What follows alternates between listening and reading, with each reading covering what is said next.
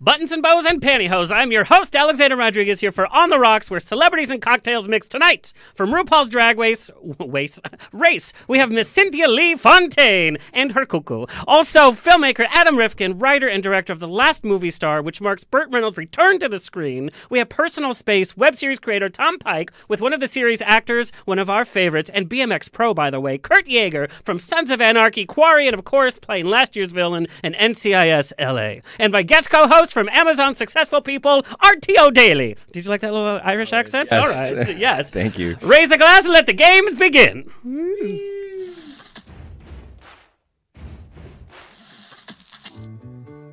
Thank you for being. Life is a banquet, and most poor suckers are starving to death. I'd like to propose a toast. This is On the Rocks with Alexander, coming at you from Sunset Gower Studios in the heart of Hollywood, where I drink with your favorite celebrities and we talk about fashion, entertainment, pop culture, reality TV, and that's about it. So pop a cork, pour a glass, lean back, and enjoy On the Rocks every Tuesday at 7 p.m. on Universal Broadcasting Network. Fasten your seatbelts. It's going to be a bumpy night. It is going to be a bumpy night, ladies and gentlemen, and in-betweeners. Kurt's already causing problems over here. It's kind of my fault. I have to apologize. I had Persian food for dinner, so if I sweat, it's gonna smell like a Turkish bathhouse in here. But they're so good. It's right across the street. Anyway, welcome to the show, On the Rockers. You know you're a bachelor when you have more ketchup packets at home than you have dates or friends, and I experienced that this morning. Why do I take so many ketchup packets each time, and then why do I keep them? If the zombie apocalypse happens, like I'm gonna be surviving off ketchup and Del Taco hot sauce. Food. Like that's Ketchup is food. But there's nothing else in my kitchen. There's literally nothing else. It's a vegetable. Ketchup is a vegetable. Thank you, Adam thing, Rifkin. But with Prego, I find new cans of because every time I want to get spaghetti, I think I don't have spaghetti sauce. I go buy more spaghetti sauce. That happens with and salsa. Then it goes right into the back of the fridge. I have like 10 of them. And mayonnaise. That happens with mayonnaise too. Oh no, I don't do mayonnaise. But I do the Prego thing. I've got 4 of them in my fridge right now. Yeah. Oh, hashtag still single. Nicely aged is what I like to think. And nice aged Prego. That was a good year. Oh, God bless America. Thank you to our sober listeners for tuning in. Thank you. We love you for holding our hair back and driving us home. Don't drink and drive. Take an Uber. Hello to our listeners around the nation on iHeartRadio, Universal Broadcasting Network, Player FM, Stitcher, TuneIn, Satchel, iTunes, Google Play, and of course we are on Facebook Live right now on Hillcrest Social in San Diego, True FM in Ohio, and nationally on Bear World Magazine. Rawr! Check out my Bear World Magazine weekly articles where I do movie reviews, movie news, and celebrity interviews. This week I wrote about Chris Evans saying goodbye to Captain America. After Avengers 4, he is hanging up his spandex I will be bidding for on eBay. Not because I'm a Marvel fan. Wait, was that an announcement? He's done. He's done skis. Everyone else is still in, but he's like, no I'm going to play the first Latino Captain America, which in Trump's era, it's very interesting. I like to be in America. It's, because they're rebooting and multicultural diversity. Captain Latin America. Oh, that's a good one. Oh, anyway, also the Spice Girls are returning to the big screen, but in an animated movie. Then they're not returning. No, but I guess their new faces are not animated enough. Oh. You guys, I have like writers in here. Literally, I get no applause. We're like 10 minutes late starting the show, but we got the crickets. Oh, how dare you. I feel like he needs a gasp sound effect. Like a That's my mom when I bring somebody new home. Sorry, Mom. For our audio listeners, you can check out our video stream on Facebook, On the Rocks Radio Show, YouTube. We're now on YouTube. Look at the shows there. And the Hillcrest Social app, of course, has all of our streaming video for free. And if you download Hillcrest Social, they do concert ticket giveaways, product giveaways, and a lot more. We're also working on some projects. Also, we are coming to Spotify mid-month and also Alexa. So if you're at home, you can say, Alexa, I want to hear On the Rocks. And she'll just play you? Yes. Not willingly. She'll be like, are you sure? But I will be there. Kurt with a C, how are you? Do you have a pun for us? Oh, boy. Oh, this is my least favorite part of the show. Go ahead, Kurt. I always have puns for you. Oh, God, he's so punny. Yeah. What did the grape say when it got stepped on? Oh, I know this one, actually. Nothing. It let out a little whine. Right? Yeah. You do not get laughter for you. No. Oh my God. I've used that joke for years. No. So Adam is literally texting his PR rep, what is happening? You said this was Conan again. Like us on Twitter and Instagram at On The Rocks On Air. Facebook again, On The Rocks Radio Show. Subscribe to us on YouTube, like I said. On the web, ontherocksradioshow.com, where you can listen to all of our shows there. Send me an email. Book me for a wedding, funeral, quinceanera, bris. I don't care. I will show up. Info at ontherocksradioshow.com. Want to be part of On The Rocks? We are coming to you on the road. This summer we are hosting Out at the Fair at California State Fair in Sacramento, San Diego County Fair, and New Mexico State Fair in Albuquerque. And I've never been, and I'm hosting a full day on the main stage with free vodka. Yikes. We kick off June 9th at Core Stage in San Diego for San Diego County Fair. Did it last year. It was so much fun. Check out outatthefair.com for more information. A number of our On The Rocks musicians will be performing, and it's 8 hours of me on stage. Thursday, April 12th, come join me at Santa Ana College as I host Dragucation. I will not be in drag because we have some drag superstars, including Wilhelmina Caviar and Nomi B, just to name a few. Go to sac.edu for more information, 7 p.m. And then Friday the 13th, I will be performing some cabaret burlesque songs at the Roar Room in LA for their Witches and Burlesque Night. This is their first time they're doing it. It's burlesque performed by actual psychics and witches. And they're sexy, too. Yeah. Psychic witches. Psychic witches. And they're doing tarot card readings and all that, and I'm singing, like, show tunes. That'd be real fun. Wait, so the psychics aren't doing the burlesque. They're not, like, doing, like... No, they are. You like, laugh, I knew it was under there. No, they literally are performing. They're doing, like the Vita or Dita Von Tess. Yeah. You know, I'm talking to the gay guy here. The Dita Von Tess, like, burlesque stuff. But, yeah. That's and I'm gonna unique. I'm going to be singing songs from Cabaret. Awesome. Go figure. Anyways, check it out. It should be a lot of fun. Coming up on the show, we have the guys behind The Room, disaster artists, Tommy Wiseau and Greg Sestero coming in to chat. I don't even know what to expect from that chat. Wow. It's going to be crazy. That's It'll be gonna be crazy. great. It's going to be crazy. Because their film, Best Friends, comes out this week. They're having a premiere at the Egyptian Theater. You know the Egyptian Theater very well. I do indeed.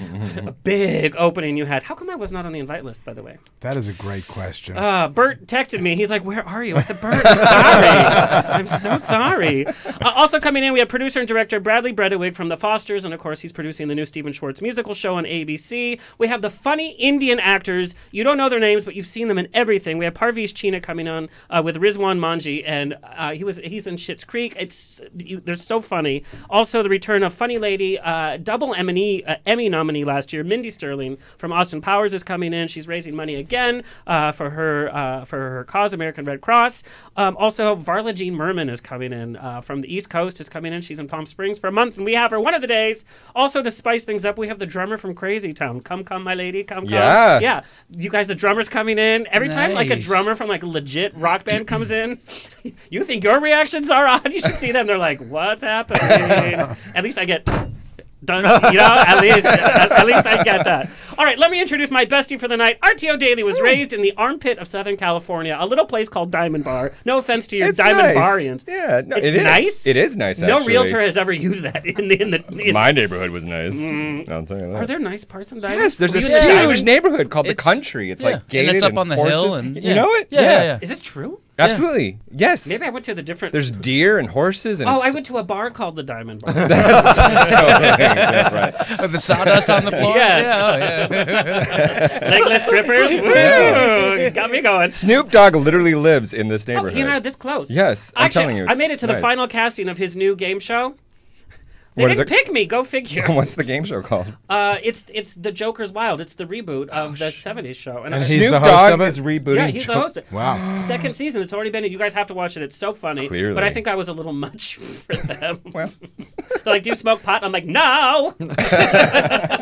Anyway, Artie's dreams of Hollywood stardom started as a youth visiting the sets of such shows as The Love Boat, Dynasty 2, The Colbys, and of course Perfect Strangers. During his time at California State University, yes, folks, he's educated. No, folks, it was not online. He wrote, produced, and starred in 2 original musicals while earning his SAG card like any other good little actor as a background actor on some of your favorite shows in the early 2000s, Will and Grace, ER, Buffy, The Vampire Slayer, and whatever else was popular. Yeah. He has gone on to be that guy who played that part on that show show for that one episode. Oh, that guy. I'm not even kidding you. You guys, the list goes on and on. Modern Family, Silicon Valley, The Odd Couple, Scorpion, Big Bang Theory, Scandal, Grey's Anatomy, Castle, Chuck, Pushing Daisies, Veronica Mars, Gilmore Girls, with a reoccurring on The Haunted Hathaways, and of course Scrubs.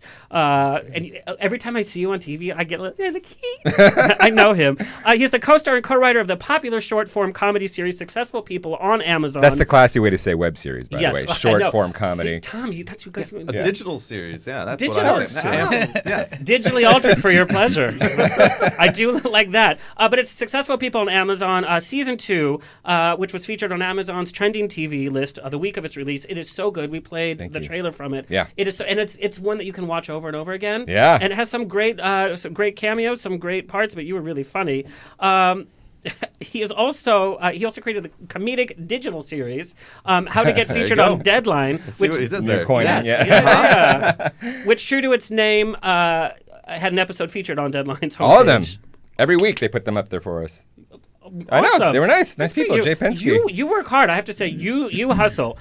Check out his latest short film, Bad Boys, which went viral in the first week it was released. On stage, he recently performed, and this is how we met, in Stan Zimmerman, who was a writer for Gilmore Girls, Roseanne, and Golden Girls, who was on our show many, many times. He directed Pledge in Hollywood, and that was your second time doing that role. Yeah. He played a straight guy so well, I ignored him at the cast party. Like, who cares? Who cares? I mean, it's been a back and forth for like weeks. Like, you're not actually gay. You have to be straight because of this play. Can I say something real quick?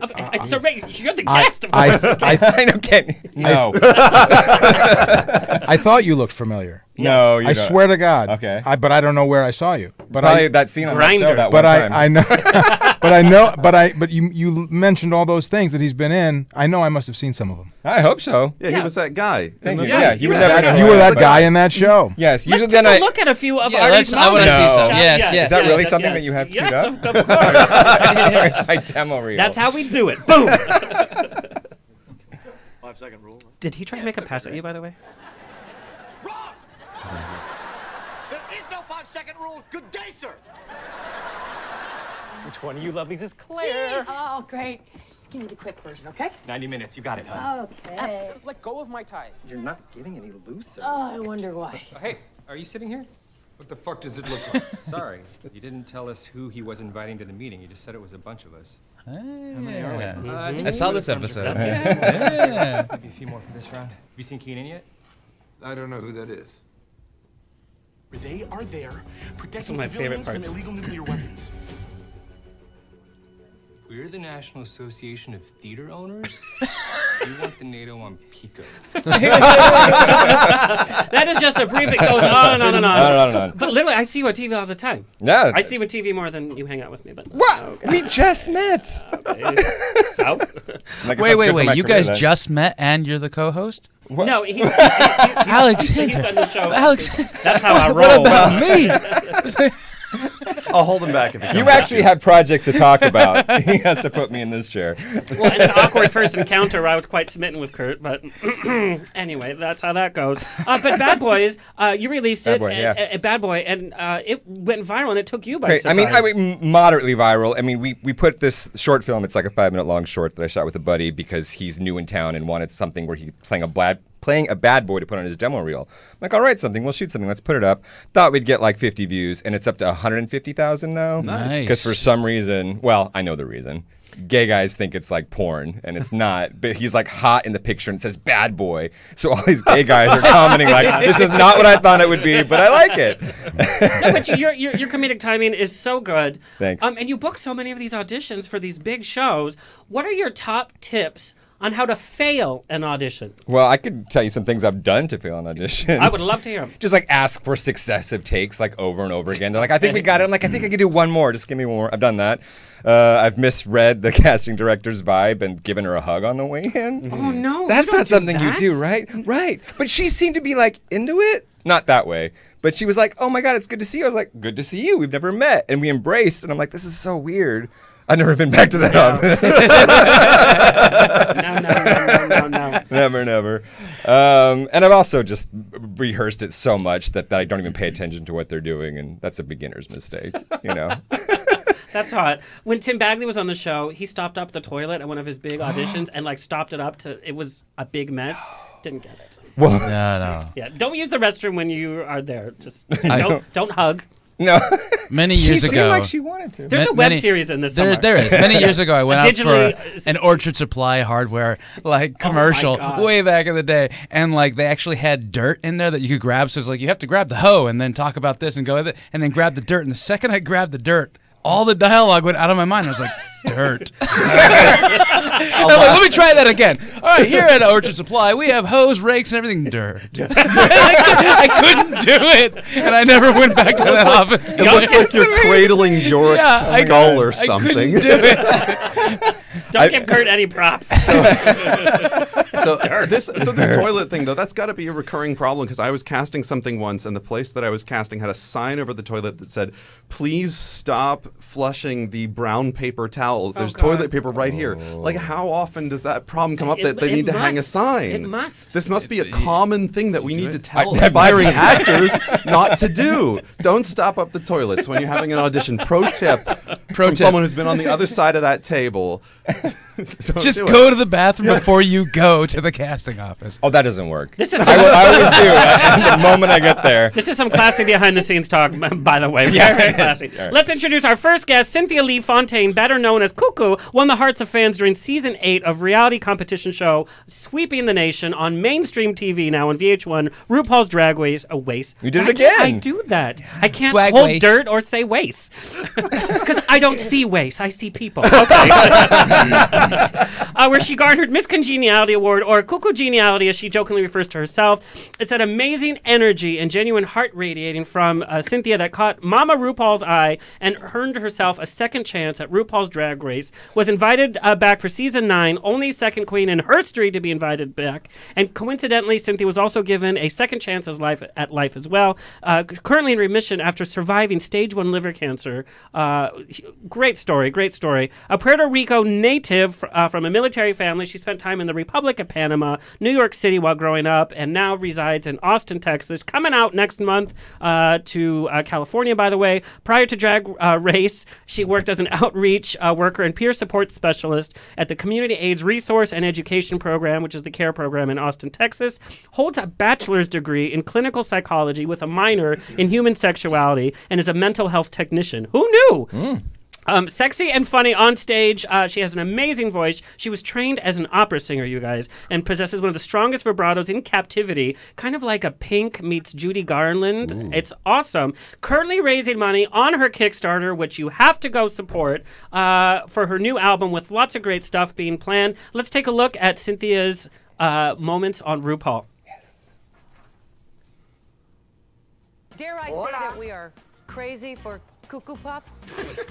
Hello. Is this going to involve your cuckoo at all? Hi, how you got it? Yes! There's cuckoo for everybody, guys. Do not have to fight, okay? Yes, honey. I've got a lovely bunch of cuckoo nuts. Thank you. Thank you, Mama RuPaul. Bye, cuckoo. I am so grateful we all had a chance for a second helping of cuckoo. See you later, mis amores. Cuckoo! We love. Please welcome to the show, Miss Cynthia Lee Fontaine. Hola, mi amor. Hola. How are you? I'm doing great. Can you hear me and see me? Yes, yes. You get a little bit closer to the microphone. So, Miss Cynthia Lee Fontaine, a clinical psychology degree? Who knew? Did that help you in dealing with the other queens on the show? Yeah, of course. I mean, with those crazy personalities and characters everywhere on the workroom. Yeah. Now, the question I got asked over and over is, what is the actual filming? How long are you guys filming? Are you guys sequestered? Do you have to live together? Like, what's going on? Well, the filming for RuPaul Drag Race, it takes about a month and a half. Oh, my God. And you sign a contract for confidentiality to stay in a hotel, and they provide all the transportation all the way to the studio. So you film all the episodes for RuPaul Drag Race in a month and a half, in a month and 2 weeks, actually. Now, do you guys have like a challenge, and then you have a day off, and then another challenge? Or how quick were the challenges? Because it's exhausting. Well, it's not about the challenges at all. It's about the episode. Okay. For example, like the first episode for All Star Season 9, for the gymnastic craziness. Yeah. That everybody was injured. Even myself. We took like maybe probably 3 to 4 days to film that episode. Okay. So, I mean, we can start filming one episode on Tuesday, and then on Friday we finished. And then, like, they were very nice on season 9. They have like 2 days off each week. But for season 8, in comparison, it was just only 1 day or a half day. And then you continue filming all the entire rest of the sequel of the episodes as well. So it's like kind of crazy. Now, what did you guys do on your days off? Like, did you hang out together? Did you watch TV together? No. This is what happened. We don't have interaction with the other girls. Oh my the God. cameras are off. They want all the drama, and they want everything to reveal and show in front of the camera when the camera is on. So what they do is like they do a schedule on the weekends that mostly was the days that we have off.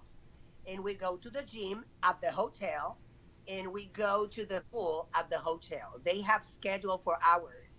So it's like prison. Wow, it's like prison. Now, did any of the girls hook? It's Okay. prison for drag, baby. The only thing, honey, is that you don't have the gambans. Oh, Cynthia Lee Fontaine, this is a classy show. You are crazy. I love your personality. You have such a positivity. And this question I got asked from many of your fans. You've had second chance in many ways. First on the show, coming back for another season. Also in your life fighting cancer. And it's not just a little cancer scare. Like, it was a big battle that crippled you emotionally, mentally. What do you attribute your strength and your optimism to, and was that instilled to you growing up in your childhood? You know what, to be very honest, I think like maybe probably my biggest motivation is my faith. What I learned from my parents. My family, it's part of my family is Catholic from Puerto Rico, but part of my family, it's Adventist, Seventh-day Adventist Church. Oh, interesting. But I do believe even if those religious denominations, they do not support in a certain way our lifestyle, it impact and influence my life to be as my faith, strong faith and strong motivation to myself and a strong spirit. And also I do believe my parents and my grandma. One, like my two grandma. One unfortunately passed away 7 months ago, and the other one is still living in Puerto Rico at the center of the island. And they always show me in the morning, like, you should be grateful, you should do your prayers. But it wasn't not a routinary habit. It was something that I was feeling. It was just the opening door for every day to have something positive. Even if you wake up in the morning cranky, even if you wake up in the morning like not so happy, you got that opportunity to open up for the universe and for the spiritual energy to come and have a better day. And as far as I have life and health, because you know, guys, the obstacles and inconveniences that I faced in the past like 2 years with my liver cancer, I still stand and I still dreaming and I still working and pursuing for my dreams. So that's, I think, those are the big influence for big motivation for me to continue pursuing for my dreams and still happy and positive all the time. I love it. Well, your fans certainly love you and support you. What did you learn most from doing Drag Race? What are the biggest lessons that you walked away with? Well, you know what? I think like what I learned is that I'm capable to do everything in my life. I mean, who thought before that drag queen is going to be mainstream? That's insane. Right, on VH1, by the way. Yes, and well, I experienced Logo, which I'm very grateful with Logo, and then VH1, I'm Right. grateful with TV networks, that they gave up this opportunity and this platform for so many drag queens in the world. And here in the United States of America to show their talent in a TV show, you know? But the thing is, like, you know, I do believe what I learned from the show, it's like, how beautiful I look on high definition. High def, baby. You make it look good, girl, I have to say. And fans love meeting you in person. Sometimes we hear that some of the queens don't like meeting people or spending time with them. Your fans have nothing but great things to say. Okay, Miss Cynthia Lee Fontaine, you are on a mission. You are currently in the final days of your Kickstarter campaign. Can you believe it? I know, I'm very excited. Actually, like, this is not my first musical production. Right. Back in the days, 1998, I used to did two gospel productions because I was a very like active member of the Seventh-day Adventist Church, like Right. before my influence. So, and then I remember it was cassette. On cassette. I was selling all Central America and South America, and now have the opportunity to bring that positiveness in my music production and in drag, for me, it's a dream come true. Why?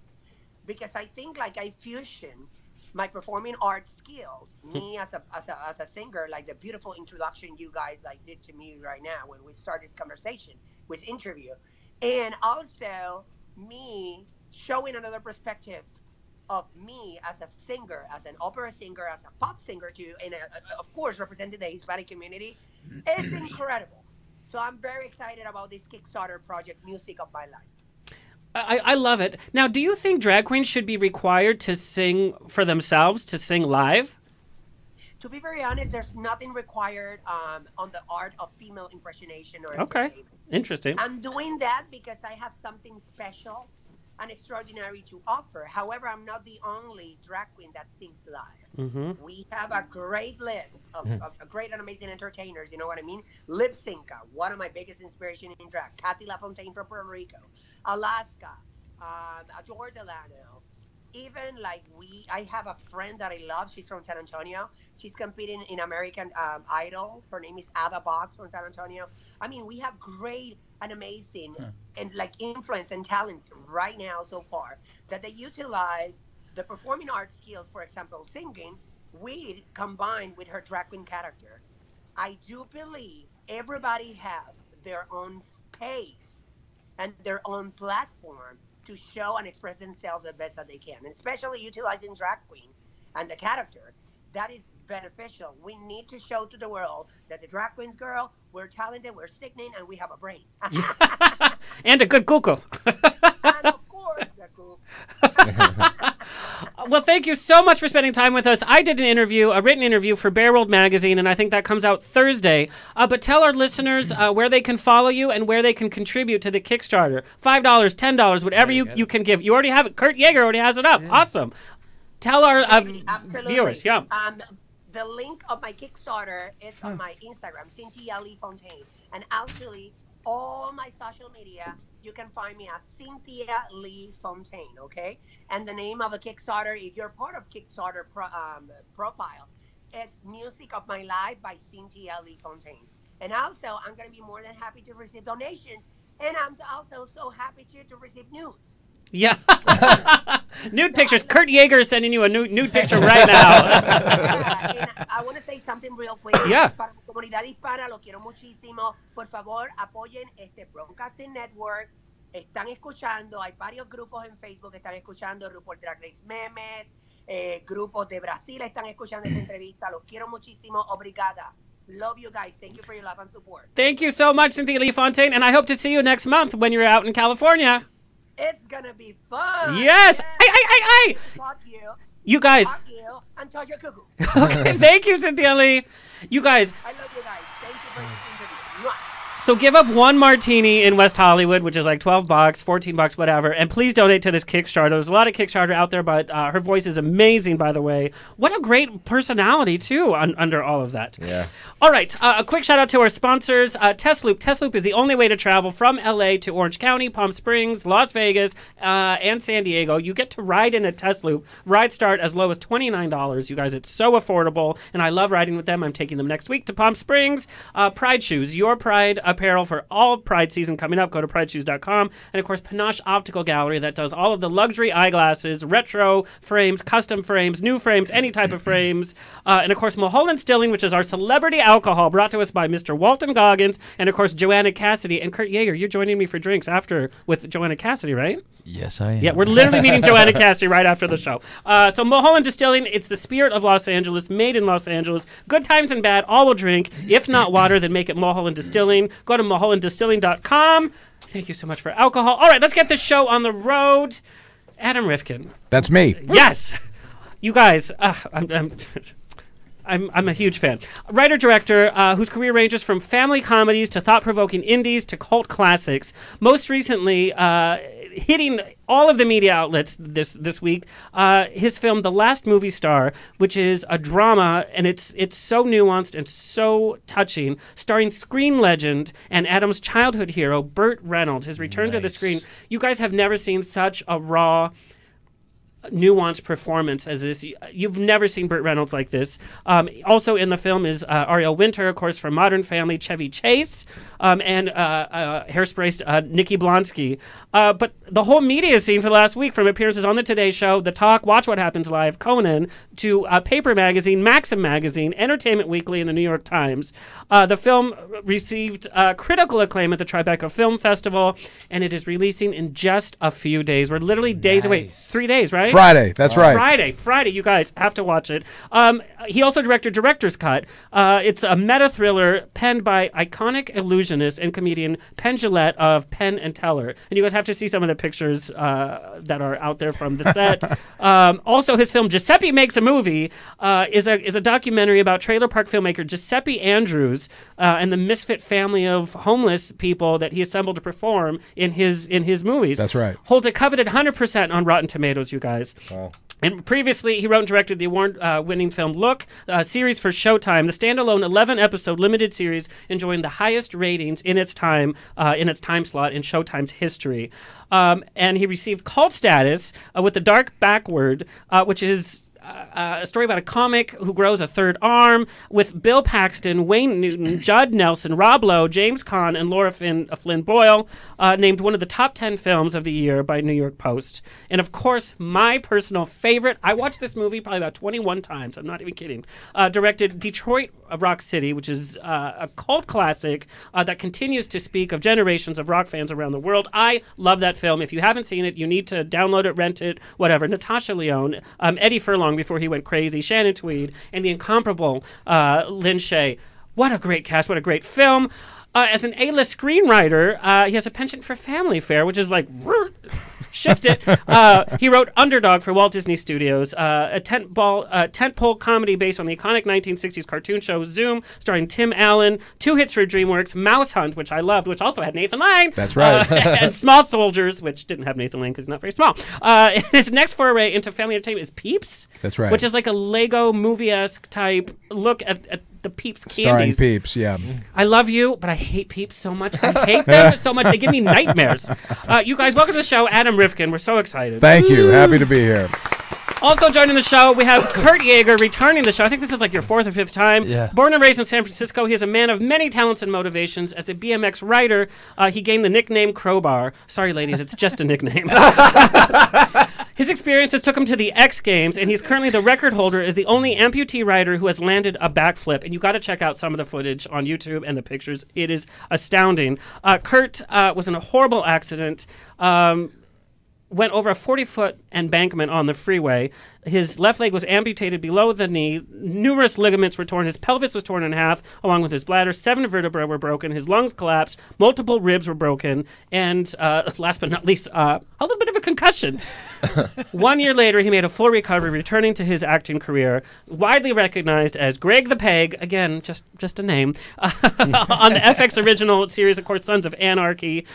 Recent credits include Quarry, which, if you guys, we were just talking about it wasn't Cinemax. It's only going to be 1 season of the show. It was such a good show. Kurt does not play a nice man at all, but it's so good, and I love it. And of course, NCIS LA last year in a bizarre character arc that the ratings, you saved that show. The ratings jumped through the roof, and the show was saved, and then you left. And of course, who can forget Piranaconda? Piranaconda, you guys. Creature features. Yes. Also, Knife Fight along Rob Lowe, Warflowers opposite Christina Ricci, and Dolphin Tale with Morgan Freeman and Ashley Judd. Also featured in the music video for Rudimental's Waiting All Night. As an activist, he's supported so many organizations, I can't even list them all. And last year, he ran the entire Empire State Building in New York on behalf of Challenged Athletes Foundation, CAF. And he is a real-life superhero. You stopped filming a film in England, you came back, and then you left, like days after, to help the hurricane victims in Puerto Rico. You guys, his story of that journey is on his Instagram, videos, meeting the people, but you were like in the trenches. It wasn't like Hollywood coming to be superheroes. Like you literally were there without power, in the mud, in the trenches. And of course, in the recent California fires, he was literally on the front lines helping his neighbors keep their homes. Welcome, my straight boyfriend, Kurt Yaeger. Also, last but certainly not least. Yeah, I can't help but notice it's like, this guy made a movie with Burt Reynolds. This guy's been on loads of TV shows. This guy was BMX superstar. And then it's like, hey, I made stuff on the internet. But this is what entertainment is wrap about. it up with me. Yeah. We have so many way. different Awesome, answers. And of course, you know, getting some great stars for your web series too. We're going to talk about like how. Tom Pike. So Kurt is here to promote Personal Space, which is a web series, and co-creator Tom Pike is here, screenwriter from Pittsburgh, graduated from Carnegie Mellon University with a degree in creative writing. While there, he edited one of the campus papers for 3 years and met the individuals who would later become the cast and crew of his project Echo Chamber. He is a Webby-winning writer who never grew out of the phase of childhood, which I love, obsessed with spaceships and dinosaurs. Like, that's my childhood, too. His feature script, Emperor Norton, ranked in the top 10 in its category in the 2015 Final Draft competition. His latest creation, Personal Space, is sci-fi meets Bravo TV, which I love, in which astronauts aboard a generation ship have no idea their therapy sessions are broadcast to Earth as reality TV. I love it. It features Richard Hatch, of course, from Battlestar Galactica fame, Tim Russ from Star Trek, who's done the show, by the way, and, of course, raising the hotness level, our very own Kurt Yaeger. Please welcome Tom Pike. Okay, so we have so much to talk about. Getting actors to buy into your projects. Adam, Burt Reynolds. Yes. You know, sometimes meeting your childhood heroes is not a good thing. I've had that happen, but not with Burt Reynolds. Which is so odd. You know, Burt comes to the table with a certain energy you expect from him. In fact, one of his episodes on Golden Girls is one of my favorite, and he played Burt Reynolds. Yeah. Now, the film, and you guys have to see it, it's such a fine line of real life and him, and then seeing him not like we've seen Burt Reynolds. Burt Reynolds has aged. He's 82 years old. That's right. And he has such a grace on the screen, but as well as such a vulnerability, which we sometimes don't want to see from our macho men heroes. Well, that was the whole idea behind the movie. You know, like you said, when I was growing up, Burt was my hero. Mm-hmm. And when he was the biggest movie star in the world, he was the definition of the virile, macho man.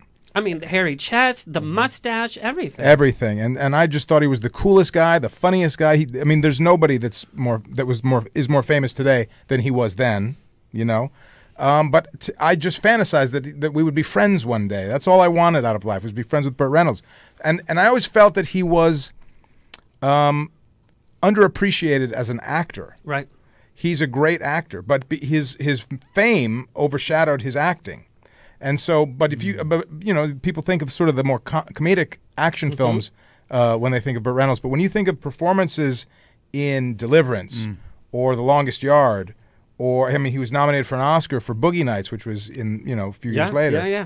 He's a brilliant actor, and I wanted to create. First of all, I wanted to give something back to Burt for all the years of joy he had given me for so many years. That's why I wanted to write a movie for him, and I wanted to create a role that would remind people that he's a brilliant artist. And I also felt that because I wanted the movie to be about aging, and I wanted to be the movie to be about how fast the years go by. And I felt that if he was willing to play his age and to embrace that vulnerability and to embrace the idea that here he was the most virile specimen of male at one time, and now he is a frail older man, if he was willing to dive into that, I think it could be very poignant, specifically because it's him playing the role and what he brings to that table. So I wrote the script, never having met him. I rolled the dice. I just thought that's the only way I can. It's worth the investment of time to me. That's a big gamble. Seriously. And I submitted it to his manager, and I said, please tell Burt that if he doesn't want to do this film, I'm not making it. And I meant it. And when you've seen the movie, you know it can't be anybody else. It has to be Burt Reynolds. So he said, listen, I'll tell that to Burt, but I can't promise you what he's going to say. I mean, Burt does what he wants to do. The next day, I get a call from Burt Reynolds. Oh, my God. My childhood hero. And I'd never get starstruck. I've been out here doing what I do for a little while. When I recognized his voice, it blew my mind. And he said to me, this hits very close to home, because it's a character based on a Burt Reynolds-like figure. It's so close, especially that scene in the stadium where he's reminiscing about his sports life and all that. Yeah, because Burt played for Florida State, football for Florida State. So he said to me, this hits very close to home. This is going to be tough stuff for me to face. And I thought as he was talking, he was going to politely decline the role. But I thought, what a nice gesture to call me and personally say no thank you. And as he's talking, suddenly I start, because I'm just thinking to myself, oh my God, I'm talking to Burt Reynolds. That's all I can think about. Eventually I start to realize he's maybe not going to pass on the project. And he said, if you had passed me, if you had sent me this script 10 years ago, I might not have been prepared at that time to accept what this is about. But at this point in my life, I have to do it. I'm in. And it just was a dream come true. It's tough for many reasons. Of course, in terms of aging, we're all aging. We all look back at our past and why did we go this way and not that way, the relationships that we lost. But it's a little chilling knowing Burt Reynolds as we know Burt Reynolds. And then that part in the movie, and from your interviews that you've been giving on everywhere, by the way, and you talked about his acting. I went back and I was like, well, I remember his funny stuff, but I went back and I started to look at his acting, and I thought, wow. And that's an instance where his persona became more than him as an actor, such as like the Vin Diesels now and the Arnold Schwarzenegger, the Rock. Mm-hmm. These are actors that are doing really good material, but their persona becomes so much bigger than them that they're kind of swept under the table. And then when that goes away, we have this great actor who's not getting work. Exactly. What was your first day filming like? What were your nerves like when you knew he was going to come to set? Nuts. Yeah. Well, I'll tell you, like I said, I mean, generally I don't get starstruck, but as the days were getting closer, we shot in Knoxville, Tennessee, and all the arrangements were being made. His flight information, his hotel information. It just started sinking in that I'm making a movie starring Burt Reynolds. I couldn't get my mind around it for the longest time. The director's chair came in. It said Burt Reynolds on the back. God. I can't believe this is real, right? Because when I think back at my 12-year-old self fantasizing in history class that Burt Reynolds was going to pull up in the Trans Am and save me from school, and we were going to go off and have adventures together, which of course didn't happen. The fact that now he was going to be in my movie, it was surreal. But Burt is such a great guy, and he puts you at ease so quickly and so completely. He said to me, listen, we are going to make this movie together. I need you as much as you need me. We're partners on this movie. We're collaborators. So if you're not getting what you want from me, you kick my ass. Don't be afraid to tell me. And I'm going to do the same thing with you. And we both did that. And it really was instantly a collaboration. And that's because he is so gracious. Because somebody else who's another legend might not be that generous, but he is exactly, when I fantasized about what he'd be like when I was a kid, what would it be like to hang out with Burt Reynolds? It's everything I could have imagined. He's just the best guy. Which is very lucky. So awesome. I had that experience. Shirley Jones was here, and to me, I mean, she was just everything. And the nerves, knowing that she was going to get here, when she was going to get here, I was here like 2 hours early, just sitting there. Right? And she came in and asked for a martini. I was like, "You go, girl!" And it was just sitting down and talking. Yeah. And it was just this humanity, and it keeps in mind that no matter the stardom that people can achieve, we still go to bed, we still have regrets in life, we still fall in love, we still get our heart broken, and we work hard in this industry, and we're just all people. Yeah. I can't even imagine, but that magic is so on screen in this film. And it's not just the Reynolds film. The ensemble is so good, and it's so cohesive. Ariel Winters does such a great job. She's fantastic in the film, and it was important to me. Just for people who don't know, I'll give you the very, very brief nutshell pitch. So Burt plays a character much like himself, an actor. He plays an actor named Vic Edwards, who used to be the biggest movie star in the world, but now has to come to the realization that his glory days are behind him. He's invited to Nashville, Tennessee, to receive a Lifetime Achievement Award at what he believes is a prestigious film festival. But when he shows up, it's just a bunch of film geeks showing movies in the back room of a bar, and they're baffled but delighted that they somehow convinced Vic Edwards to show up. And he's so humiliated at where he once was in life and how far down this represents that he's come, that he bails on the film festival and makes the girl who's been assigned to be his driver for the weekend. Who has no clue who he is. No idea who he is. Yeah. And that's character's played by Ariel Winter, makes her drive him from Nashville to Knoxville, where he's from, where he goes on a little sort of soul-searching tour of the landmarks of his youth. And it was important to me because it was, in a lot of ways, it's a two-hander between him and Ariel Winter. And I needed somebody who could be young, convincingly young, but who could keep up with Burt Reynolds, because Burt Reynolds has such a history and so much experience. But when we shot the movie last year, Ariel Winter was 18, and at 18 years old, she was already a veteran. She grew up in front of a camera on Modern Family. She had to grow up in many different ways very quickly on her own. That's right.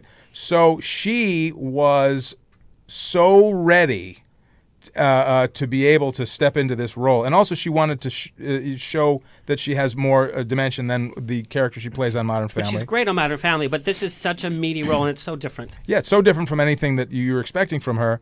But because she has such experience, she's able to keep pace with Burt. They were able to trade jabs and give each other crap and ad-lib and improv, and she was phenomenal. And they completely fell in love. I mean, they were inseparable the whole shoot. She was so... It was interesting because she's the first one to admit she knew who Burt Reynolds was intellectually, but it didn't really connect with her until she saw people's reaction to Burt in public.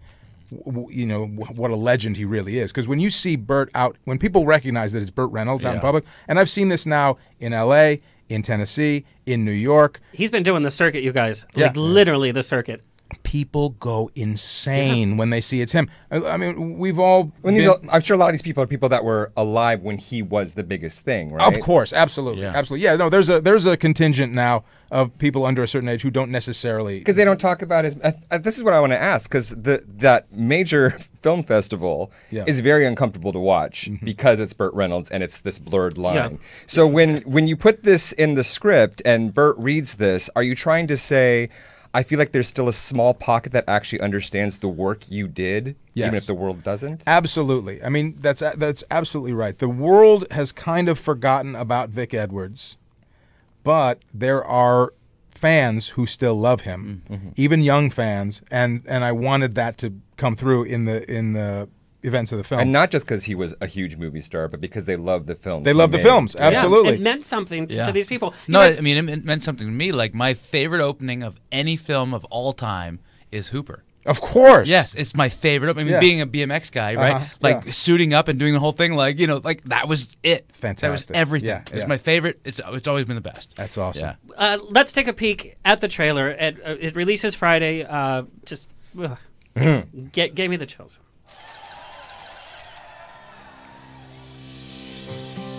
Got to show you this. What do you think? Well, you're being honored.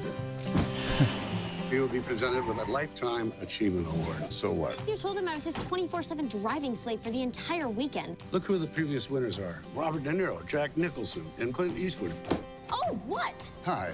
Mr. Edwards. Yeah. You should see this rat hole. You're there already. Just enjoy it.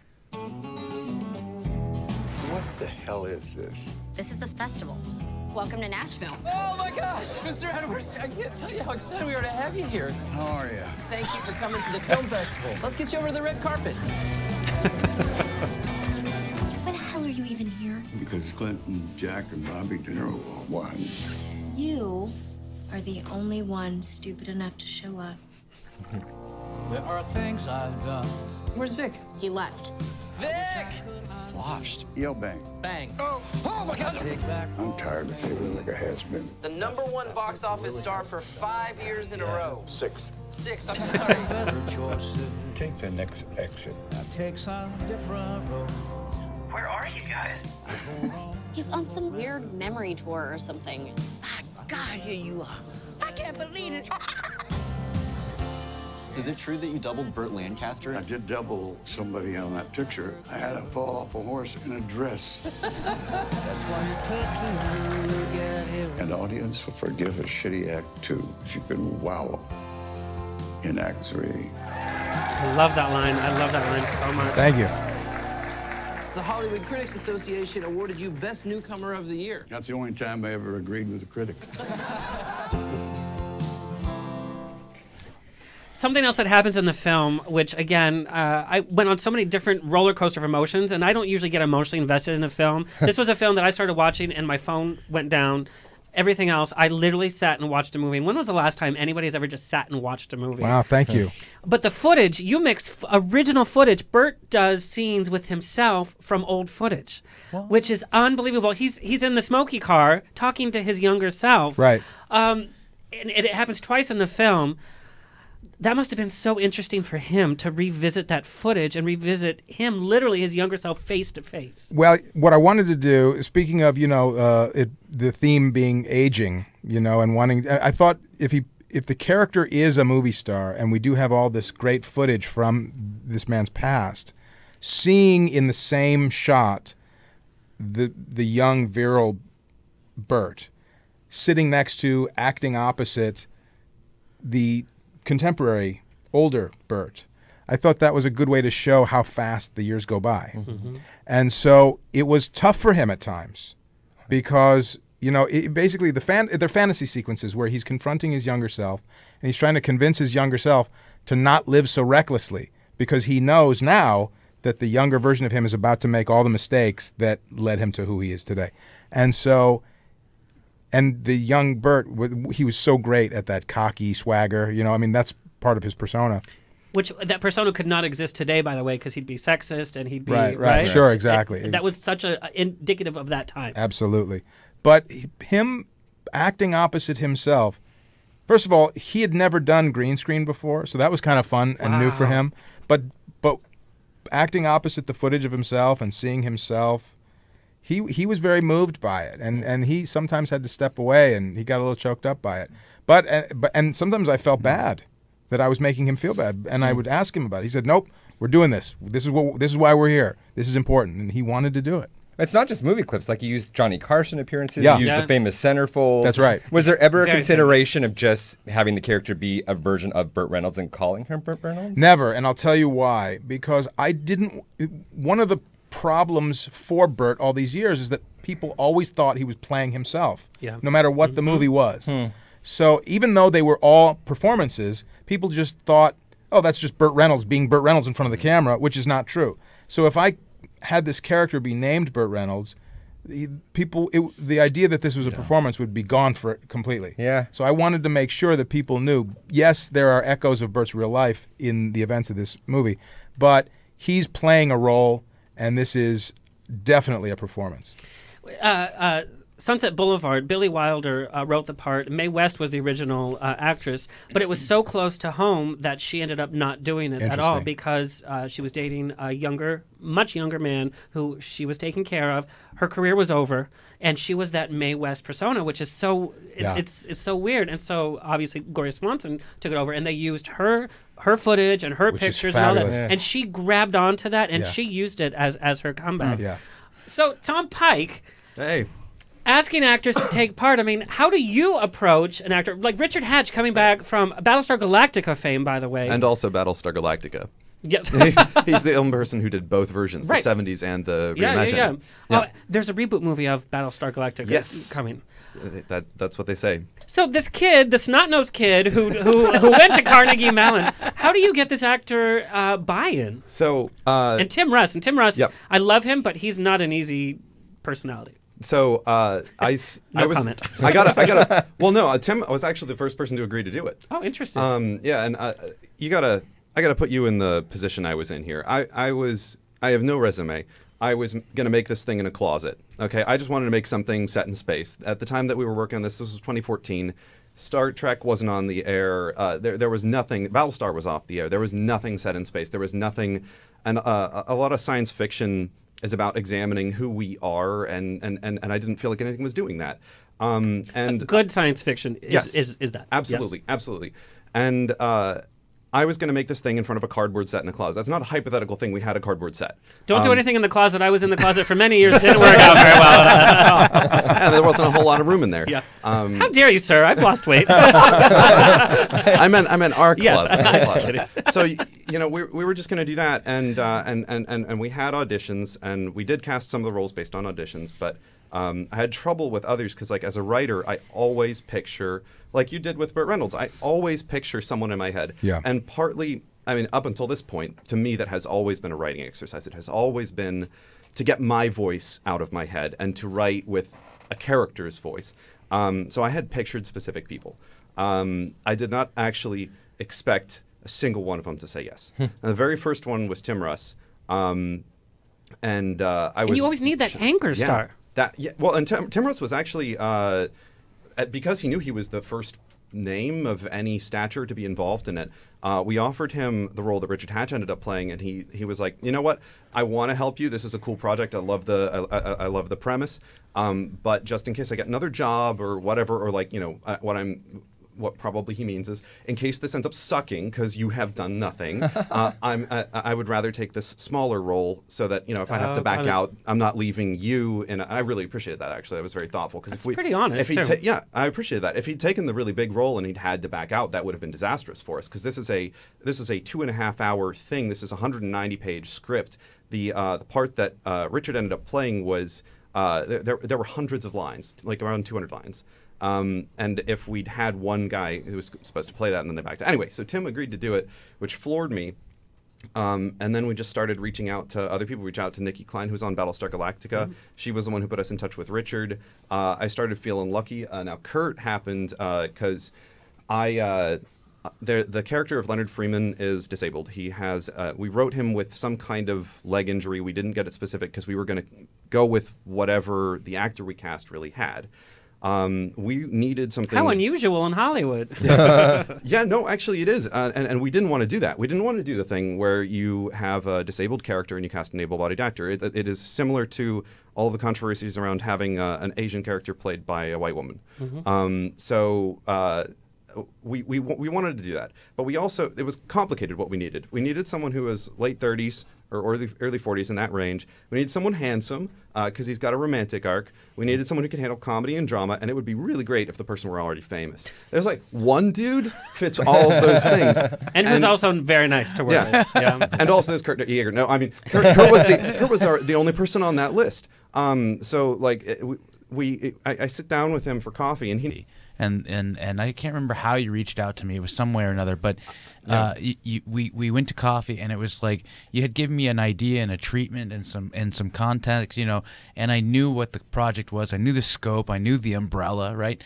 And I'm at coffee, and we're talking, and it was like 40 minutes of just chatting and like seeing the amount of not only detail to science. I mean, you know, I have my master's in hydrogeology, so his background of science, like I was actually asking questions, and he knew it all, and his family's like NASA engineers and everything else. So we bonded over that, and within about 45 minutes, I texted Richard Hatch because he hadn't met him yet. Actually, I said, "Say yes," because me and Richard are friends. I didn't know that. Friends. I didn't know that. Is that true? Yeah. No, Text really. him right now. He's going to come on the show. Well, he passed away. Oh, that's right. Yeah. Yeah. No, but it was surprising. It's okay. It was surprising to me. They all know each other, and that's why it snowballed. It snowballed once we got a few of the actors of television stature, and then all of a sudden you're not shooting that in a closet. You're not putting these people in front of a cardboard set. That is not okay. So we had to raise the funds. We had to do it in a studio. We had to do it properly, and I'm really, really proud of what it became.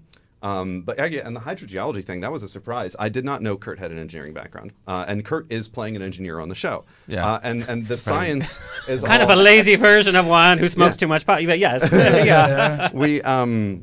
There's a lot of real science in personal space, because we can't distract people with flashy spaceship battles. We don't have that kind of money. Mm-hmm. So it has to be an intimate character piece. It has to be driven by who these people are, and his character has a lot of lines of dialogue about the science, and the science is, I don't want to say the science is all real. The science is all based in real stuff. Pretty much everything that happens on the show has some kind of real world analog. Which again is where the best sci-fi comes from. Exactly. Star Trek is one of the smartest pieces, sci-fi or not, because it's about interaction and it's about reality. Yeah.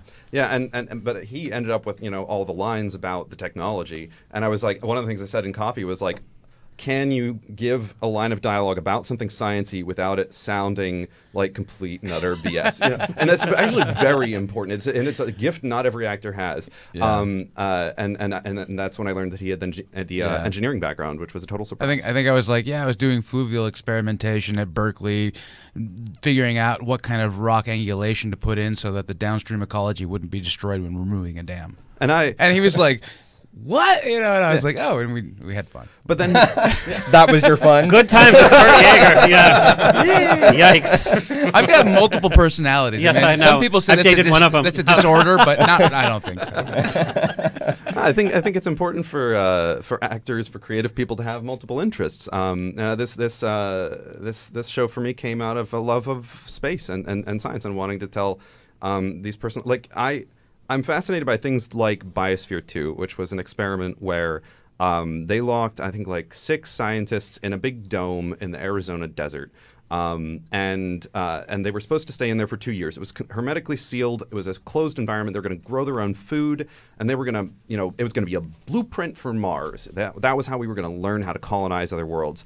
And it was a complete disaster because they started fighting with each other. Yep. Because when you lock people into a tin can, they think of themselves as roommates. It does not matter how glamorous the mission they're on is. It does not matter how lofty, how well the goals are, how well trained they are, how professional they are. We're all people, like I was saying. We're all people at the end of the day with our bad habits and our personalities. Yeah.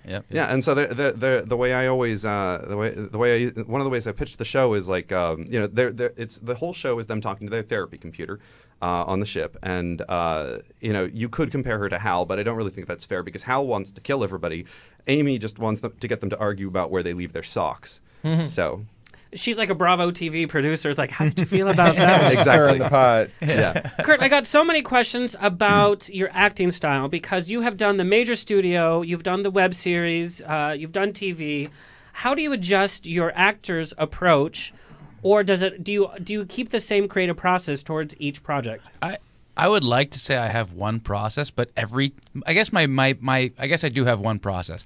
It's to shit. I booked it. What do I do? Yeah, like that's it. Like I look at it and go, ah, crap, it's all brand new. Like in every single show, it's something different, and I have to like get a different part of me, put it forward, and then make that character interesting and dynamic in its own way. Mm-hmm. You know what I mean? So I don't think there's any like one way that's different between those types of like budgetary restraint. And I think if you're an actor, I don't think that you should think of it that way. Like, and I've turned down projects that either had money or didn't because it just didn't speak to me. And I was like, I'm going to come in and I'm going to call it in. I don't know what to tell you. Like, I can't do that.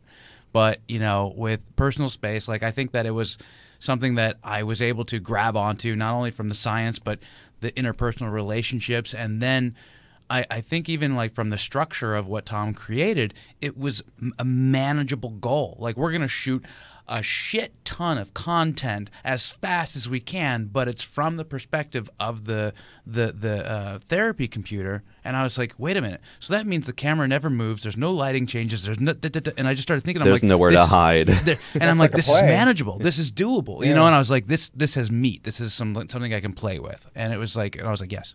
I think that actually speaks to part of why we got some of the actors we did, despite my modest pedigree, is that because we couldn't hide behind the special effects, which is what a lot of science fiction filmmakers try to do if there's weaknesses in the story. If there's weaknesses in our story, there's nothing to distract you. So it had to be about the characters and the people, and that meant for any of the actors that were reading for these roles, they knew that we were going to be looking at them and nothing else, and that is, I think, is an interesting challenge for an actor. Yeah. But it's also that it's like a doable project. I mean, you get a lot of scripts, and you're like, "There's no way you can do that for $2 million. There's no way you can do it for $500,000, whatever it is, right?" And you look at it and you go, "This," and most scripts fall apart in the second act. They don't have in a second act, and you just look at it and you're like, well, I can't say yes to this. But this is like contained, like episodic pieces where you followed along. You're like, okay, each piece had its own like beginning, middle, and end, and it just was like almost like it wasn't something that like I was like, you can do it, right? It was something where it was like, you thought this out, you recognize it, and it didn't look like it was coming at it from like a novice position. Yeah. You thought about all the contingencies and says, okay, we're going to get rid of this, we're going to remove this expense this way, but it's still a really immediate and like pertinent story between people.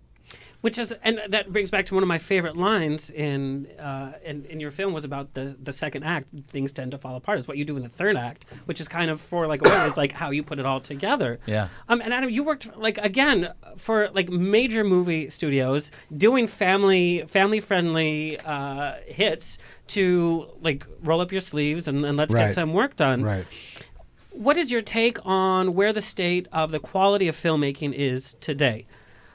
I had this discussion last night after seeing Black Panther, and I got all the screeners for the best. You said you weren't picture. going to bring it up. Well, no, I'm not going to say it. No, I mean, but I'm here with filmmakers, and I got all the screeners, like I said, for the best picture nominations, and I watched them one by one by one, and I was like, okay, what is your take on the quality of filmmaking in terms of how major studios are working now, how web series are working, and the output of all this material? Well, I mean, the good news for anybody who's an aspiring filmmaker now is that the technology has finally caught up to people's ambitions. When I first started and I made my first film, there was no other option. You had to make your movie on film, and that has inherent costs that you just can't get around. Like basic, here's the film to purchase. You have to purchase the film stock. And you have develop to it. You have You to have to develop develop the it. film stock. Yeah. There's a negative that has to be cut. There's equipment you have to rent that has to be shipped into your house or wherever you're going to edit it on. Now, you can shoot a movie on your phone. You can edit it on an app. You can release it to the world on YouTube. You can promote it to the world on social media. For free. You can do all of this for nothing. And really all that the best production value there is talent. So if you've got the talent and you've got the ambition and you've got the And good sound. and that is definitely That is true. That is I think very that's true. that is very 60% true. of every. Like, that is very period. true. That's the biggest mark of an amateur. That is true. Production. Yes. That is very true. But so I mean, and one of my favorite films of the last few years was Tangerine, and that was shot on an iPhone. Yeah. Great movie. It was made for nothing, And it lived up to its hype, too, because media Absolutely. loves hypey stories. Yeah. And it's like, well, did you see the movie? Because whatever, but it was lived up to great. its And when It you're was watching, great. you're caring about the characters. You're Exactly. caring about the story. Which, like we said, is number one. Yeah. So that is absolutely true. If you don't care about the story and you don't care about the characters, nobody cares about anything else. We've all seen big, giant movies with the best special effects, the biggest stars, and we've all seen those movies not work. Yes. Yeah. But then there's a movie like Tangerine that is tiny little budget, but the characters are interesting, the story is interesting. That's all that matters. Now, the good news and the bad news is because of this, now the studios are mostly, I'm not going to say all, but mostly making tentpole movies, right? So they're making the Marvel movies, the Star Wars movies, and I love popcorn movies, don't get me wrong. But or there are independent filmmakers making the Tangerines, and there's very few mid-range movies being made anymore. And most of probably everybody in this room and a lot of the people listening right now, if you point to your favorite movies throughout your life, they probably mostly fall in that mid-range, Mid-range, yeah. Yeah. But those movies aren't really being made as often. So that's kind of just where things are at right now. But would So you say that's where like Amazon is coming in? Like yes, and that is Manchester by the Sea. That is changing that, and so Amazon, Netflix, that's changing that landscape now because now that's where you're getting the mid-range movies. Yeah. So thank God for them. Yeah. This is Yeah. So I want to talk about your creative process coming from college creative writing. Here's your course. Here's your structure.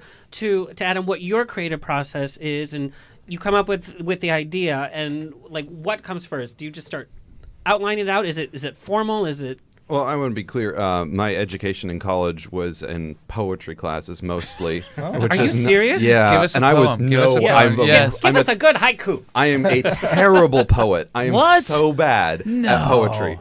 I wrote one good poem in college, and it was about a dream I had where Barack Obama was my dad. Can you do it? So, no, I don't remember it at all. Later, I'll look it up. But anyway, so that is less than helpful. I hope that's framed in your room somewhere. Yeah. I want the Tom Pike poem of Obama. Yeah, So great. And at the bottom it says "Love Michelle." So I approached personal space. Like I said, this was back in the days when we were going to shoot it in front of cardboard. It was an excuse to see some of my friends every week.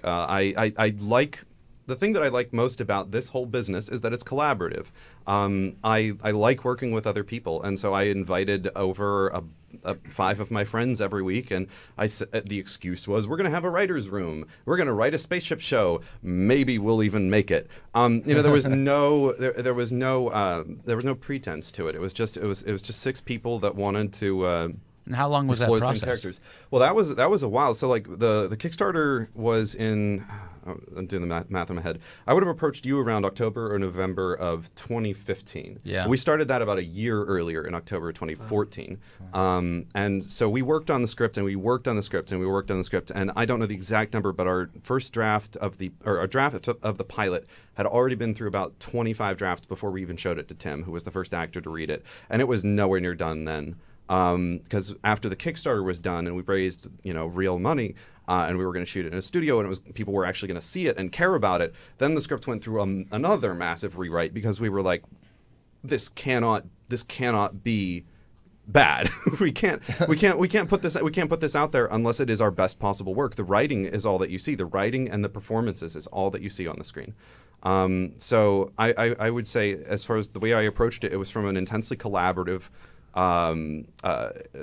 Like there were 5 other writers and they all brought something. They all had slightly different takes on who the characters were. So we would have people we'd have someone do the first draft and then someone else would do a pass on the same script, which I gather is not actually the way most writers' rooms worked. But our writers were lovely and they had no ego about their work being rewritten.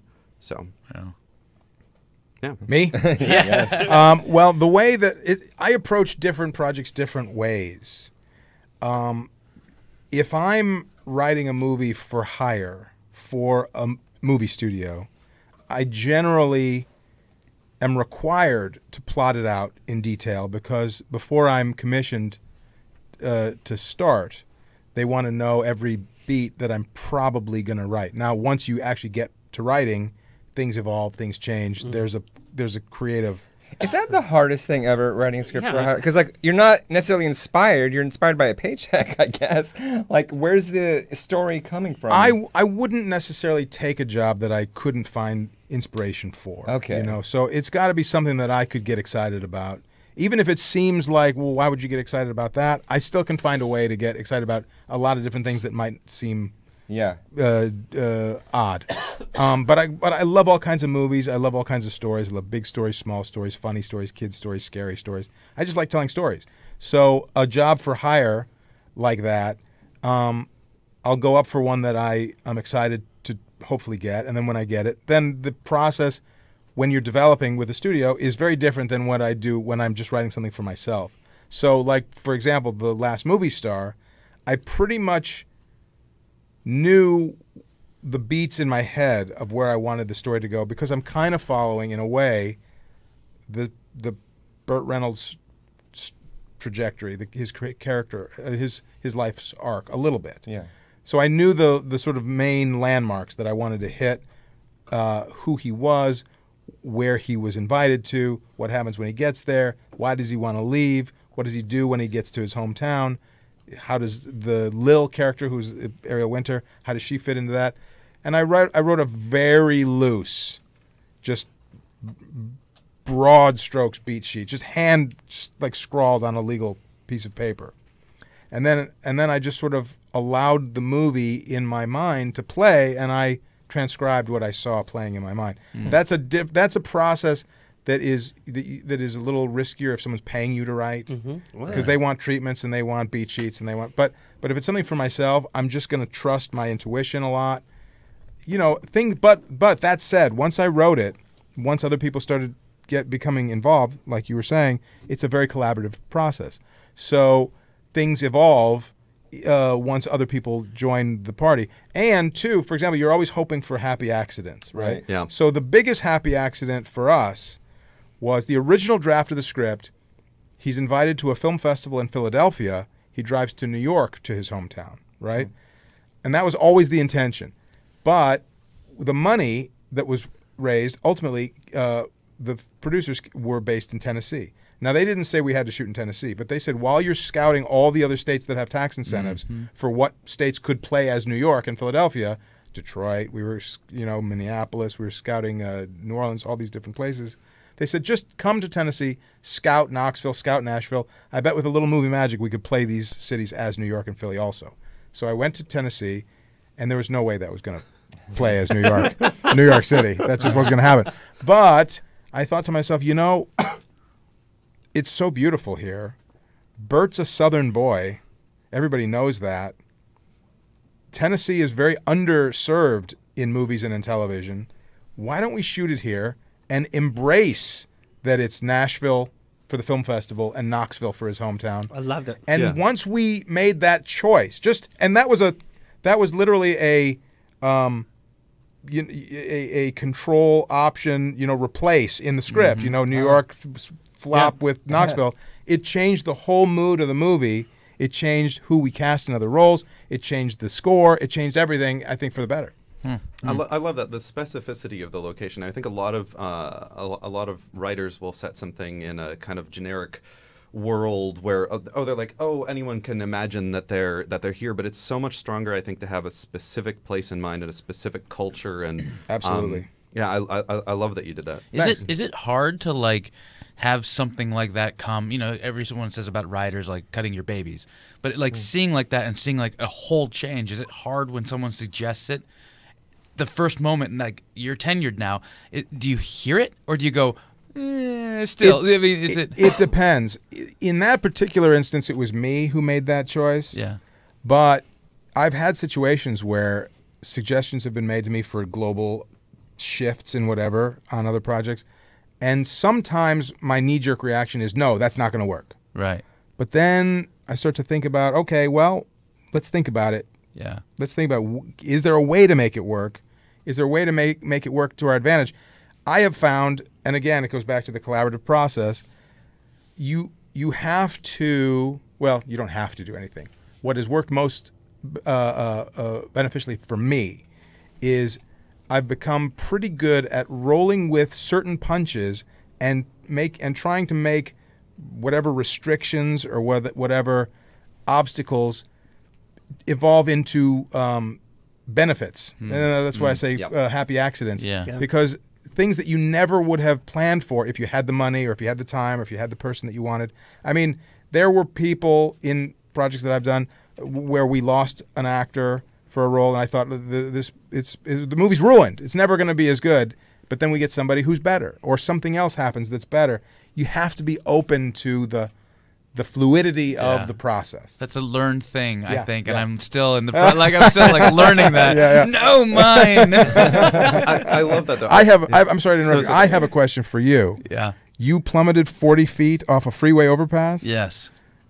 Were you aware of what was happening as you were plummeting? I don't have memory now of the plummet, but I woke up and did a couple of things down on the ground before I called 911 myself because no one saw me. You called 911 yourself? Yeah, well, I tried to move and I realized that my left leg was a compound fracture. I didn't realize it was hanging off by sinew. Oh, my God. And then my right leg didn't work at all. And I didn't know it was because my pelvis had broken both the front and the back and had split open by 6 inches. But so I thought my back was broke, which it was. But so I grabbed my helmet and was like, okay, that's not it. And I tried to do a military crawl once I pulled my helmet off, and it felt like the lower half of my body was separating from the upper half. Jeez. What does that feel like? It feels exactly as I described it. It's fucking horrible. But let me ask you a question. Yeah. You were probably in shock. Yeah. Did you feel the pain? Yeah. As a professional BMX rider, you get injured a lot, and you know the difference between ouch pain and don't do that again. Yeah. And that was don't do that again at the nth degree. So just something Darwinian that it was that, but I could feel have you ever had someone pull your knuckle or something and it goes yeah. That's what it felt like. It felt like all of that was going oh, that's so wow. there was an implosion, like a suction, like a wow. And I was like, and I felt like parts moving that had never, I had no idea were even in my body. Oh my God, that's he still horrible. Instagrammed it though, so that was before Instagram. I have more trouble with this story than Kurt does. No, it's very interesting. But Kurt, we're talking about human stories, and you have been at the forefront. You have survived. You could have stayed in bed and be like, okay, my career's over, my life is over, but you literally had to force yourself every day to go farther and farther to come back to the state you are. But you've been there with hurricane victims who have literally lost everything. You've been there with the fires. What is the message from survivors that you get the most? How are these people surviving these huge obstacles? I mean, if Del Taco closes before midnight, like, my life is over. I can't even imagine going through something like this. I think you know, when you go through a near death experience like that and then recover, there's this process of like letting other people know that not that things can be worse, but that bad things actually teach you the best lessons. You know, and you start like realizing that, like, and I started listening to like Alan Watts, which is like a kind of like Eastern philosopher. Like he passed away, but from the UK. And like there's a story where it's like there's a Chinese village, and this guy, his wife had died. He has one son, and he has one horse to take care of this whole field. And the horse breaks out, and you know they can't find it. And all the villagers are like, oh, isn't that bad? The next day, the horse comes back with 7 friends, and it's like we have 8 horses, you know, and all the villagers are like, isn't that good? The next day, the kid tries to break the horses, falls off, and breaks his leg horribly, and they're like, oh, isn't that bad? The next day, the military comes through and tries to conscript everyone to take them all away except that one kid because he broke his leg, and they're like, isn't that good? And the whole time, the dad answered, maybe. Like, it just is so relative. You don't know if you being in traffic at that exact moment stopped you from being in an accident. Like it's like you start realizing that kind of stuff, and you go, well, I have no idea. I'm not even going to try to like, and I still get caught up in it. So I think when you go through that kind of trauma, things that are usually big problems aren't, and so you kind of relax. But like when I was in Puerto Rico, like I was doing like motorcycle adventuring. So there's this one organization I work with called Motorrad Angels, and we take adventure motorcycles and go into locations that cars and trucks can't get to because of devastation. So we pack up our bikes with like 300 pounds worth of gear, go up into the mountains where people can't go, and then like deliver food, water filters, install them, and the rest of it. And these people were the most resilient people that I'd met. Like they were just like, we haven't had power in 2 months. We can see the sky though now. Like it was like, well, that's nice, you know. But it was devastating to, you know. Some stories were nice, and then like we ran across this one 88-year-old woman who was living on potatoes and onions, hadn't been reached in 3 weeks now, and her daughter had she was like 50 years old and had schizophrenia and had to be locked in a cage at night because she was violent, you know, and she couldn't get her meds, so that made her more and more violent. So like she was like, what do? I can't leave her. I can't go out. I can't. There's no roads. So it was like this poor person that like literally had nothing and was waiting for someone like us to come along, and then other people who were helping other people. So it's just this combination of, you know. And one thing I want to say about like devastation, we all have our own worst things. So like, you know, my worst thing, and it's not like, you know how they always say first world problems, you know, that still is your worst problem. It still is. Yeah. Like you may be ignorant of deeper, bigger problems, and you know, not having Del Taco open might not be that big of a deal, guys. But like, you know, you can't know that there are bigger problems until you know there are bigger problems. Yeah. So having a little bit of grace for those people too isn't the worst thing in the world.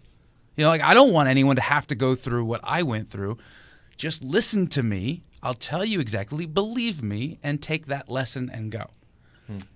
Which is, I mean, what I loved about this episode particularly is that we're talking about human interest stories, and in this industry, you can be so succumbed to the stardom and like your recent media. It's like, yes, you know, on every big show, but like we said, again, we're just human people living human stories, and from Burt Reynolds and heartbreak to looking at his past to that, or having your first series with like big names.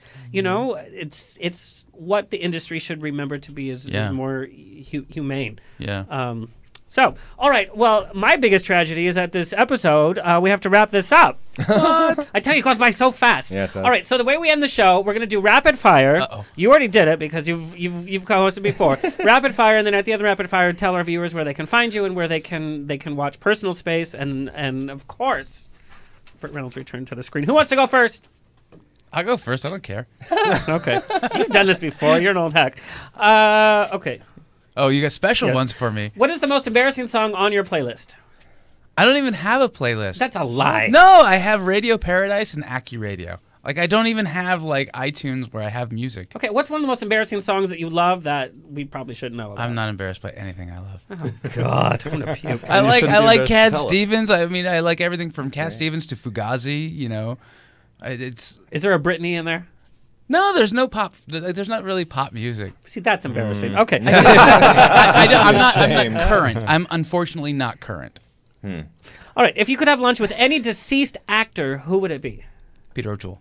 Oh, interesting. I've never had that response. Very interesting. He'd probably make you pay. We drink a lot. That would be yes. for sure. That. Oh, God, I love. Boxers or briefs?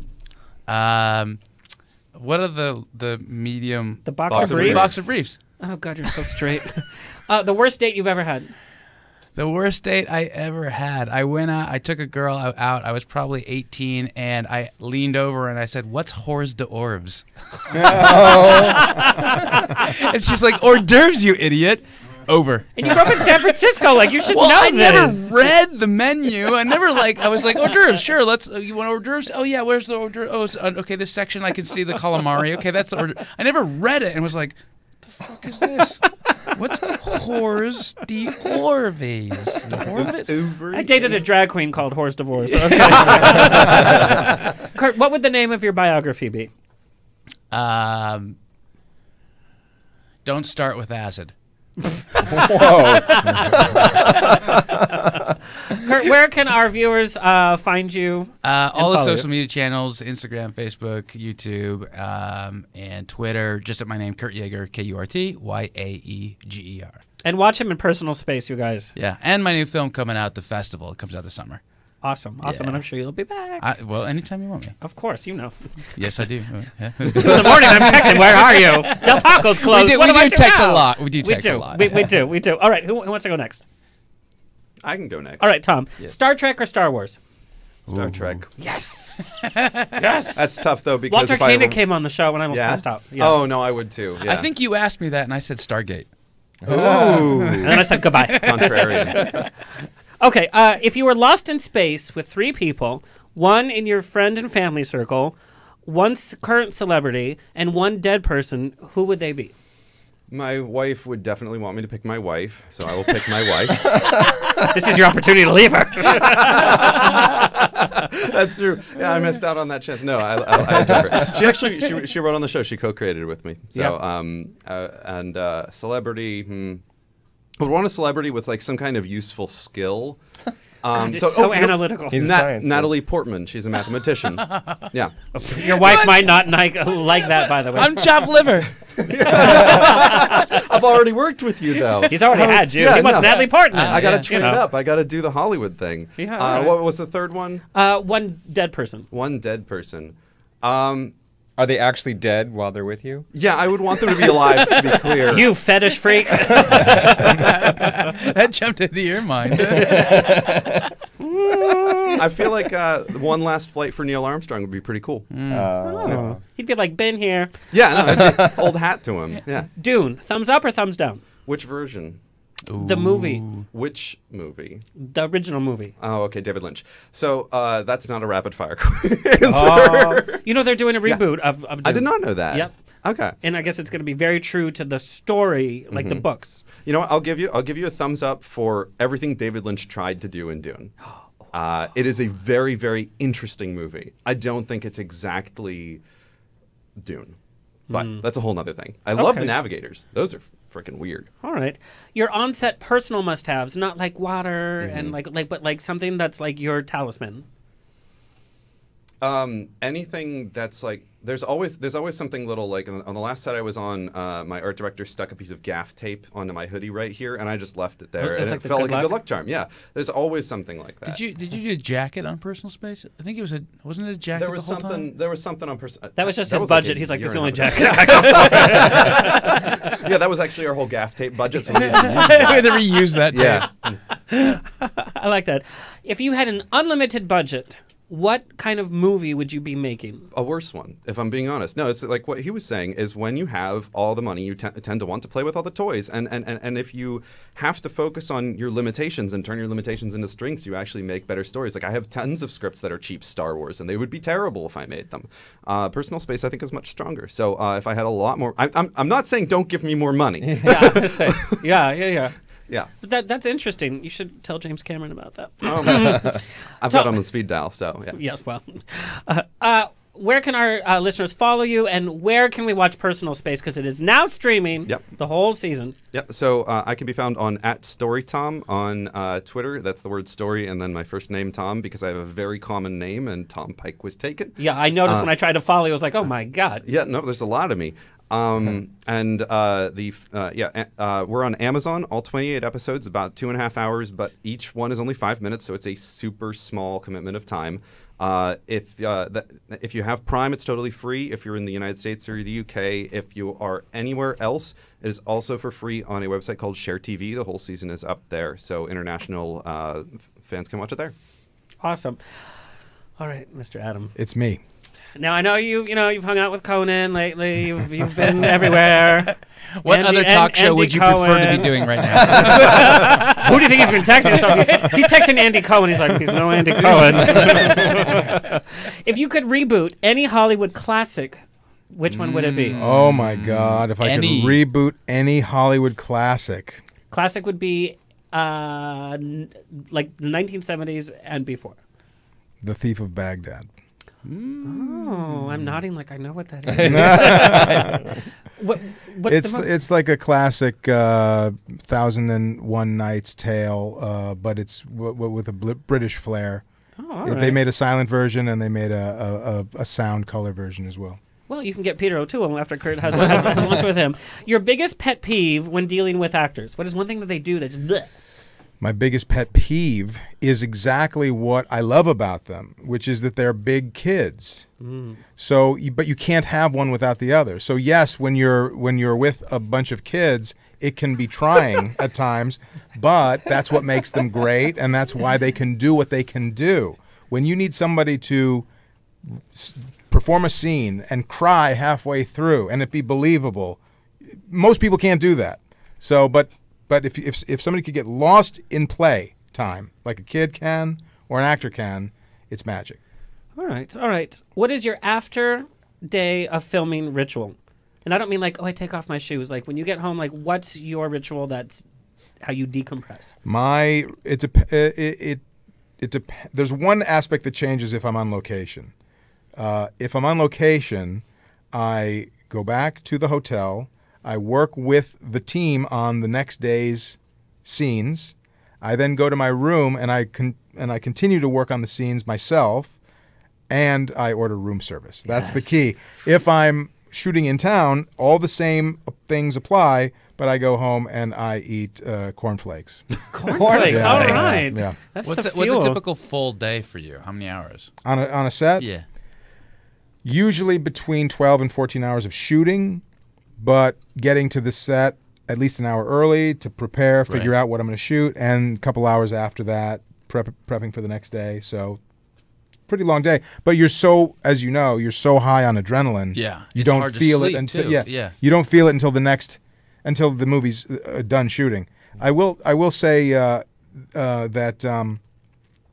the post-production blues is a real thing, because you are detoxing from all that adrenaline you've been flying on for so long. I know that from theater. We know that you go through this depression. I never thought about it as a scientific thing. I thought I just missed my friends. They were never your friends. It's like signing a yearbook in high school. It's like, keep in touch. We'll be friends forever. And you're like, who? Like on Quarry, I was there for 4 months in New Orleans, and then I went home, and I was like, 1 week of like no auditions. I'm like, I'm the worst person ever. I cannot act. What's happening? It's miserable. So, Adam, you worked with your dream star, of course, Burt Reynolds. Who is your next dream star? And don't say Meryl Streep. The next dream star to work with, who is alive and available to work with? Yep. Boy, that's a great question. That's a great question. All the actors listening are like, is it me? Is it me? Is it me? No, that's a big question. That's a big question. That's what we do here. Because there's so many. There's so many people. There had to be one that popped up. Well, first. the one was Burt Reynolds, of Yeah, course. right. You know, so if I had to narrow down the next one, who's Lonnie Anderson. Don't tell Burt. I know. You know, God, I let me list someone who's dead. Okay. Let me list someone who's dead. Yeah. I've always wanted to make a Vincent Price movie. Oh. This is it's such a small world. So Victoria Price has done the show many times. wow. So she just wrote her another book, but she wrote the biography. When she has been on the show, it's so captivating. Like you could hear a pin drop because her stories are so loving of her fathers. And how many Hollywood kids do that? Yeah. Vincent Price was such a unique person that we didn't even know his love for art and his love for cooking. But he was like the fun guy who was life of the party. Yeah. And talk about a business guy who did any type of project that he felt passionate about, whether he didn't have a trailer that he had to wait in his car in between scenes or the major studio. Talk about somebody's career who went up and down. Absolutely. I'm going to hook you guys up. You guys should have a conversation. I would love it. I love Vincent Price. And prior to becoming obsessed with Burt Reynolds, before that, when I was younger, my first love of movies was a love of monster movies, and all the Vincent Price movies were just magic to me. You have to talk to her. I'd love to. You have to. And her life stories with him are just amazing. That'd be great. All right, what is the most overrated film, in your opinion? You're just like, really, that movie? The most overrated film. It could be an older movie, so you don't like hurt his The most overrated film. You're asking very tricky questions that are tough to just pull answers out. Yeah, I got, are you a fan of science fiction? Yes. No pressure. How about if I tell you, in my opinion, one of the most underrated films? Okay, great. May I? Yeah. There's a film somebody brought up Sunset Boulevard, directed by the great Billy Wilder, one of the great directors of all time. He directed a film called Ace in the Hole, which is, in my opinion, one of the most underrated films of all time. Was never the big hit that Sunset Boulevard was. It stars Kirk Douglas as a newspaperman stuck in Albuquerque because he was fired off of every newspaper in major cities because of his temper, and what he does to try and milk a story to get himself back in the good graces of the big-time papers. Film noir, like really nihilistic film noir. I absolutely love that film. All right, everybody, check out Ace in the Hole. Ace in the Hole. It's also called The Big Carnival. It was released 2 times, 2 different titles. But Ace in the Hole is The Big Carnival is, I think, the original title. Ace in the Hole is the title that people know most. But both are the same movie. Is this like an Edge of Tomorrow, Live, Die, Repeat situation? Where like that title didn't work, we'll just change it? Oh, well, I guess so. Yeah, I guess so. Yeah. All right, now where can our viewers follow you, and where can they see you? On Twitter, I'm at Adam Rifkin. On Instagram, I'm at Adam_Rifkin.